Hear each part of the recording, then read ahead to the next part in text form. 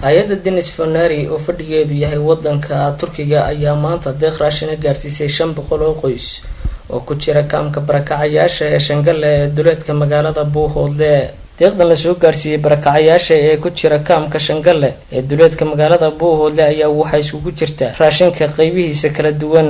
deeqdan raashinka ee loo qaybiyay dadkan ku jira kaamka barakacayaasha ee duleedka magaalada Buuhoodle oo ayagoo dadkii ku xoolo waayay abaartii soo martay dalka Soomaaliya ayaa waxa ay ku soo beegmaysaa xilli lagu jiro bishii barakaysaneyd ee Ramadaan. waxaana ugu horeyntii halka ka hadlay Maxamuud Cali Xasan oo ka warbixiyay deeqdan raashinka ay maanta u qaybiyeen dadka barakacayaasha ee ku jira kaamka Shangalle ee duleedka magaalada Buuhoodle.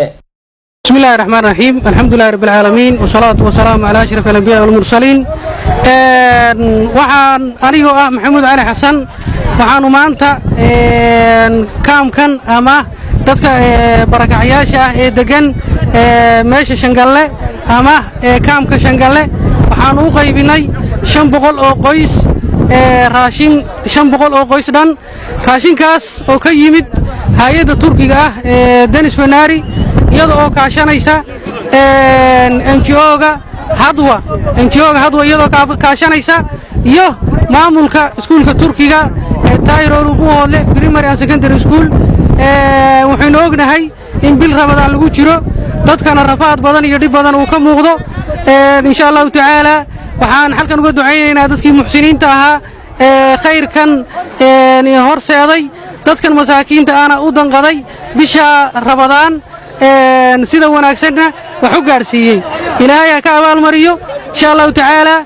waxaan rajaynaynaa hadii la yiraahdo wixii kale dambana insha Allah ta'ala in dadka masaakiinta saa loo soo gaarsiiyay insha Allah hadii la yiraahdo. dhamaantiin aad iyo aad baan idin salaamaya. wassalaamu alaykum warahmatullahi wabarakatuh. bu fakir ailelere gönderen ve bu yardımlar Shangalle kampakalar ulaşmasını sağlayan Denis Fenary Derneği çalışanlarını ve Sakarya temsilcisi Necati Yardım'dan da Allah razı olsun. Ramazan ayındayız. Mübarek günlerdeyiz. Allah ecirlerini. Evet, Shangalle kampındayız. Sakarya Denis Fenary Derneği'nin Sakarya şubesinden Necati Yardım Bey'in hayırlara vesile olmasını temenni ettiğimiz bu gıda yardımını dağıtım için buradayız. Necati Yardım Bey'in gönderdiği yardımların ilk partisini 500 aileye gıda yardımı şimdi yapmak üzereyiz.